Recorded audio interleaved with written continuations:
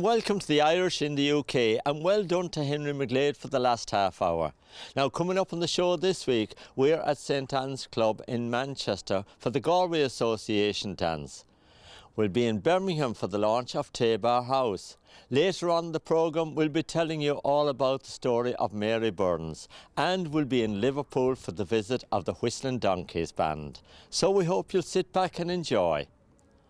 Now, I think it's only fitting that we start this week's show with the Galway Association in Manchester. A few months ago, the Liam McCarthy Cup travelled over the River Shannon. Well, today it's travelled over the Irish Sea to make an appearance at St Anne's Club in Stratford.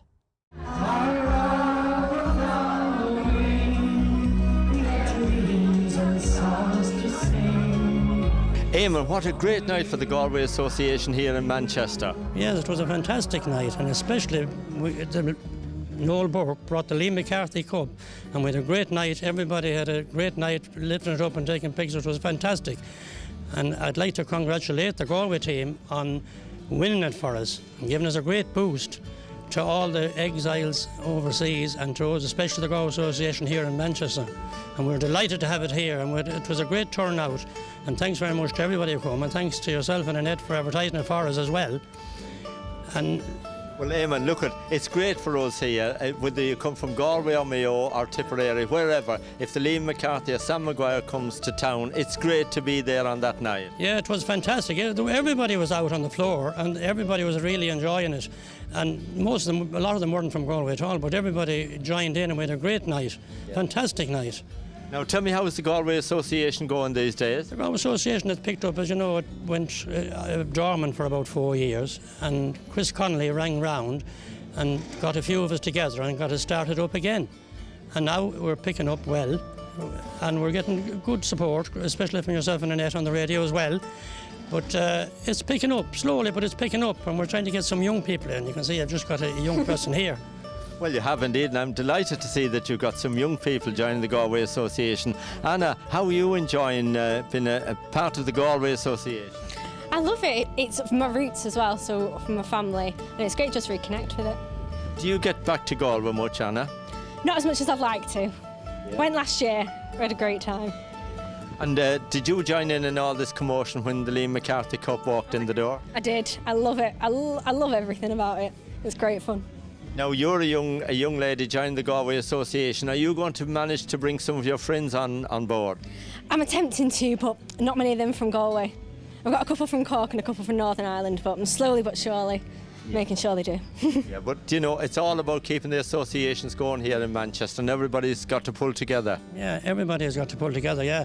And we're delighted to have a dance here in St Anne's, because as you know, Siobhan, that provided us with the hall, her father was a founder member of the Galway Association, Paddy Keane. Yeah. And we're delighted to have a dance here, and we felt a connection having a dance here. And of course, great to see Johnny Madden here, ex-chairman, and of course Johnny was up there giving us a commentary on how the game went earlier on. Johnny is famous for that. He could have taken over from Michael O'Hare. He's fantastic at that. I don't know how he remembers all the names, but he does. It was fantastic to have him up. Johnny is a previous chairman as well.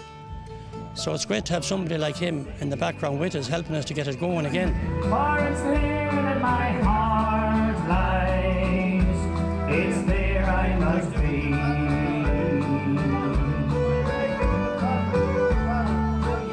Johnny, as the next chairman of the Galway Association here in Manchester, you must be very proud tonight. Very proud, very proud. We had a lovely crowd, we had a great night, and this McCarthy Cup being brought here, instead of being over in Kilkenny for so many years, we are all delighted. There's no doubt about it. We're waiting for quite a while, but now we've got our hands in it, and we're absolutely delighted, and I hope that we can retain the title next year. Well, fair play to Noel Burke, a great Galway man as well. In fact, he's been known as maybe one of Galway's best supporters. Correct. He went to all the games. He never missed a game, home or away, right through down the years. And he's another ex-chairman of the association. I took over from about 15, 20 years ago. And he was an excellent man for the association. Would have died long ago only for the likes of Noel. Yeah, absolutely. Yeah. And Chris, current chairman of the Galway Association here in Manchester. A great night for all Galway people.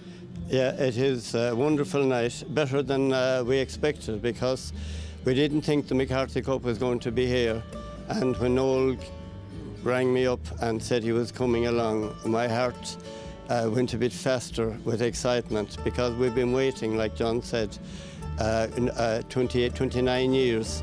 We've been in Croke Park the last 5 years, hoping we'd win the All-Ireland, and it was great to be there.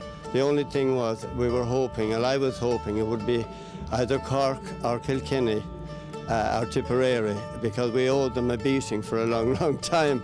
We have nothing against any of those teams. We have friends from all those counties. But it was a wonderful feeling, and it was great tonight. And thanks very much for coming along and promoting our game as well, and our association, Martin. Thank you very much, and your good wife as well. Now, Eamon, of course, you're another Galway man celebrating here tonight, but you're heavily involved here with St Anne's Club as well. Well, I am, yes. On Sunday nights, we have great nights every Sunday night. We have great nights here. We've got music here. It's only £2.50 to come in, and it's great. We've got all people of our age, you know. I'm 20. I'm 20 odd. Well, Young people. 30. Yeah, yeah, youngsters like me, like, you know. But we have great nights here. But tonight is one of the best nights of my life because I've seen that cup there. We won the All-Ireland. Galway won the All-Ireland, and that is brilliant.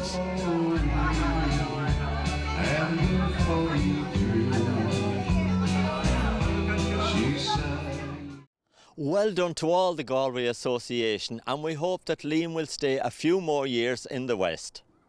Now, a few weeks ago, Bar House in Birmingham opened its doors to its guests for the very first time. And in doing so, it became the first Birmingham permanent night shelter.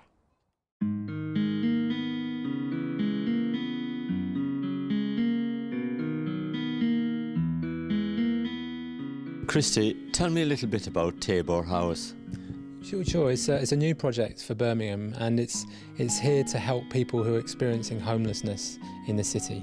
So we're offering a bed, a safe space for people to come here, and guests can either come for 3 nights or 28 nights to stay with us. We have evening meals and breakfasts, and we also match our guests with a mentor so that they get supported for a good period of time, for 3 to 6 months, to help them move forward with their lives.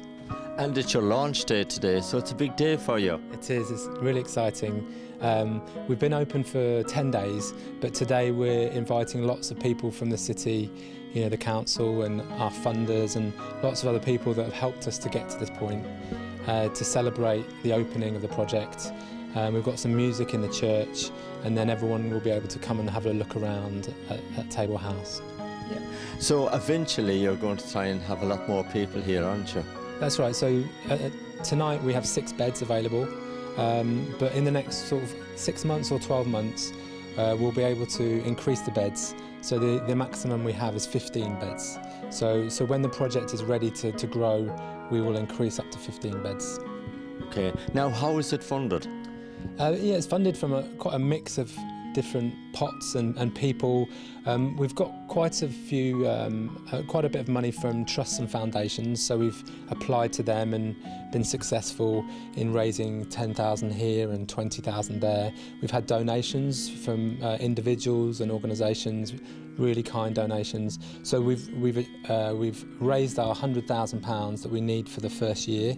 So that's really good. And now we're concentrating on our second year, on how we can raise the money for our second year. So basically the homeless people or residents that you have here, they can stay with you for 1 night or more than 1 night? Yeah, we've got 2 offers. They can stay with us for 3 nights, that's our basic offer, just so that they can get a bit of respite from the street, have a shower, have some food and hopefully get some sleep. But then we also have a 28-night offer, and that's for our guests who we can see are ready to move themselves forward. And so with those people who are here for 28 nights, we give them that mentor that I mentioned, to give them every chance that they can perhaps find other sort of more permanent accommodation, find employment, and give them support to make steps forward. So mainly what happens is that they sleep here, you give them breakfast, and then they go out back out on the street or whatever for the rest of the day, and then they're back in this evening again. That's right, that's right. And, you know, part of the mentor's role is to understand that particular guest and, you know, where they've come from and what their interests and strengths are, and then, you know, work with them to help them to make little steps forward. So in that daytime, perhaps they could get involved in some voluntary activity or go along to a group of some kind that interests them, and then hopefully over the weeks and months and the real positive atmosphere that's at Table House that we're generating, our guests can have every chance of making good steps forward. And also you're next door here to St Anne's Church, which is a nice little place to be as well. Yeah, definitely. And you know, we have 100 volunteers who run the service, you know, the overnights and the evenings and the mornings, and quite a lot of our volunteers are from the local parish who go to St Anne's. So we're really happy that we've been able to get under the skin of St Anne's and enable local people to help out. How long have you been working on this project, Christy? Well, the project the very beginning of the project was maybe 2 or 3 years ago. A couple of people had a conversation saying, you know, we want to do something about homelessness in the city. And then it's just evolved with people coming together and making plans. I've been involved for 6 months personally, but there's quite a number of people that have contributed for Table House to get to this point today.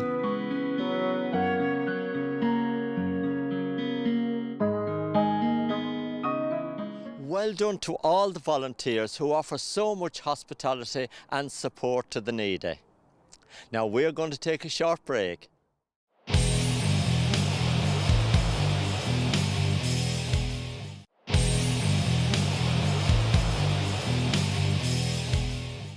Welcome back to the Irish in the UK.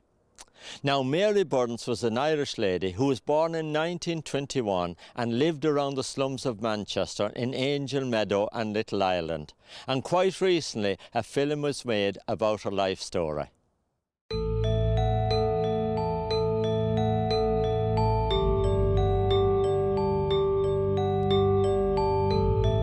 The idea behind the Mary Burns film is it's part of a 3-part installation. So it was an artist film, which I produced.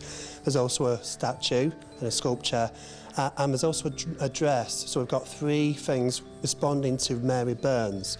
Now, we did this installation for Mary Burns in response to Manchester International Festival, installing a Frederick Engels statue outside Home Arts Centre.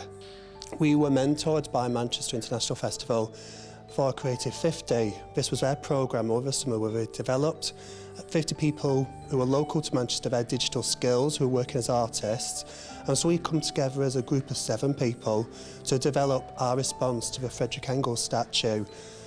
Primarily because when we looked into Frederick Engels' backstory, we realised that a lot of his work was supported by an Irish woman who was working class, lived in Manchester, and she was the one who navigated him to Angel Meadows, to Little Ireland, through all the working class slums, which he then did his research on and studied, and that then became the working class of Manchester, the study of it. That went on to inspire the Communist Manifesto. So we really wanted to remember Mary's legacy, because Mary's largely been forgotten from Frederick Engels' backstory. And so we produced an installation which was held over the summer at Elizabeth Gaskell House.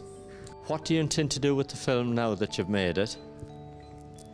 The film is now on a loop to display at the University of Salford at Media City. So it's been converted not just into a single 6-minute short film, but we've added in the photographs from the installation and the words from a poem that were made. It's a 6-verse poem.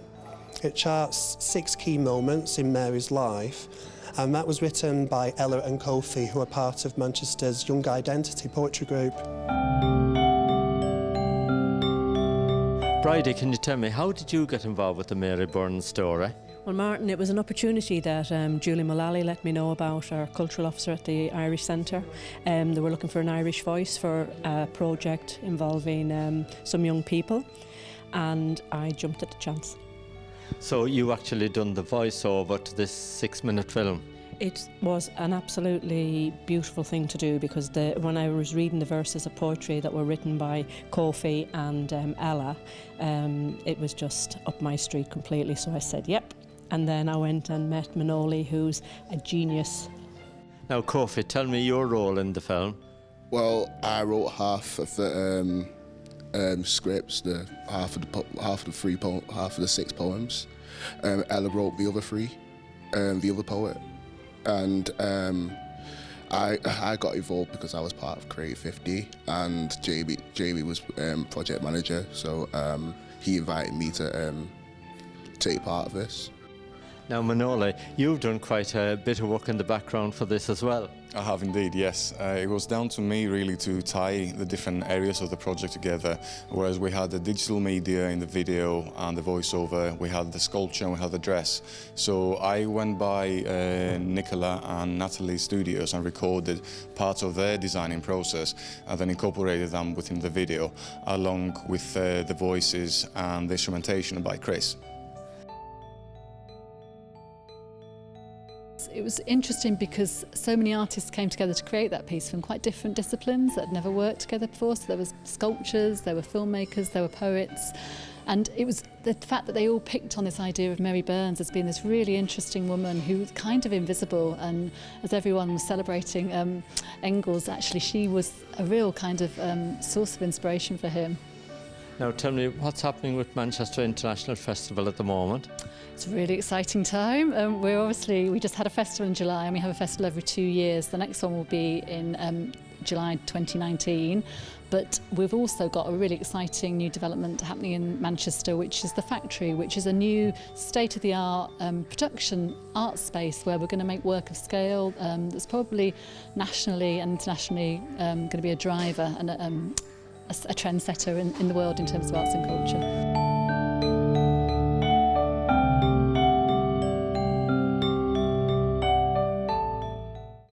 What an amazing story about a great lady. Now next up we are off to St Michael's Irish Centre in Liverpool for the visit of the Whistling Donkeys Band.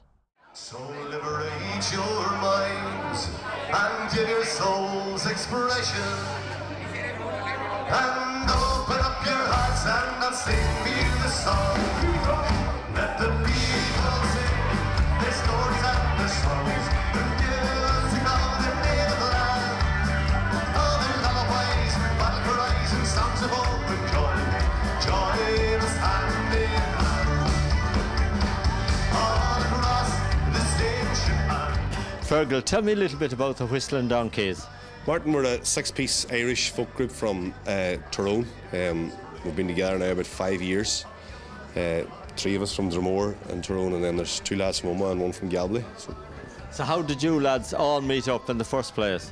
Myself and Stephen have been friends for I don't know how many years going back. We live over the H from each other. But me and him and Tomas entered the All-Ireland score 2012, was it? 2011? And we won the All-Ireland in the instrumental category, so it sort of all snowballed from there. Now Oscar, tell me a little bit about the music you play. The music's a good fusion of traditional Irish stuff coming from Mickey and Tomas, a good background of strong traditional sort of cultist background, of winning competitions. They've got medals hanging around their neck. And that their side fused with the sort of rock influences from me and Danny and Stevie, and the other side, it sort of comes together in a nice wee sort of gel, with a good fused sound. Danny, is this your first time here in Liverpool? No, it's not. I'm actually over quite a bit for the football. In fact, my cross to bear is that I'm a Liverpool fan, so I'm actually over a lot more than I'd like, Now, Stephen, what part do you play in the band? I play the rhythm guitar on the band there, so I just keep the whole boys together. Martin, Are you the sensible one? No. Sometimes, Martin. If I'm not drinking, I'm the sensible one. Short answer, no. Tomas, can you tell me what's your involvement in the band? I play the banjo and the bouzouki and the guitar and all the time. Are you one of the younger members? I'd say, second youngest. I think Oscar's younger than me. No, I don't want to cause any trouble between you, but look at... Yeah, so, anyway, are you enjoying it? Oh, love it, I. Yeah. Really enjoying it. we get on well together. Very good. Now, Michael, you seem to be the sensible one here. You'll talk to me properly. Now, look at the Whistling Donkeys. They're a very popular group, aren't they? Yes, well, we've enjoyed a lot of popularity over the last couple of years there. We've been to America several occasions, and we recently came back from Amsterdam there, playing a folk festival there, so very enjoyable experience. Now, you're here in Liverpool tonight. Are you just here on a very short tour? Yes, we're in Liverpool tonight, and we will be in London tomorrow night playing in the Clattering, so we're looking forward to that. Great stuff, great stuff. Fergal, what's the plans now with the Whistling Donkeys, you know, for the rest of the year and next year? Are you looking to do some more work in the UK? Yeah, this is sort of we're just a sort of a tester to test the water. I suppose this is our first time ever to play in England, so we just come over to see what the thing. But judging by the response we've got on this visit, hopefully we'll put a proper tour together after this, you know. I met my love by the gas yard wall. Dreamed a dream by the old canal. I kissed my girl, where we kiss her? By the factory wall. Dirty hotel.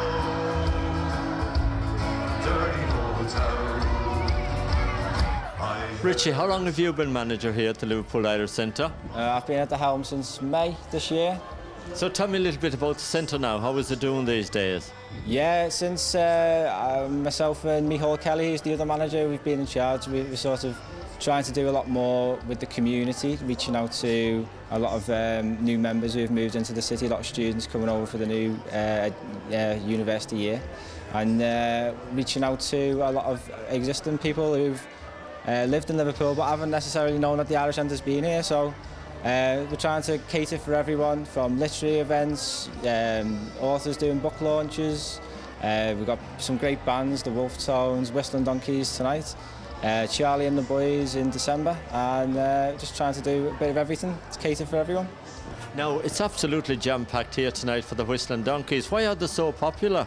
They've been a massive band in Ireland, and I understand they've been playing the circuit around there for years, and very popular amongst the students. They were telling me today that the folk scene in Ireland has seen a big, massive revival.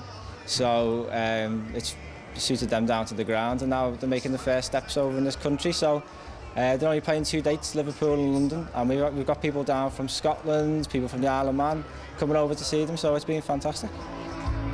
Dirty old town. I'm going to make a big sharp ice,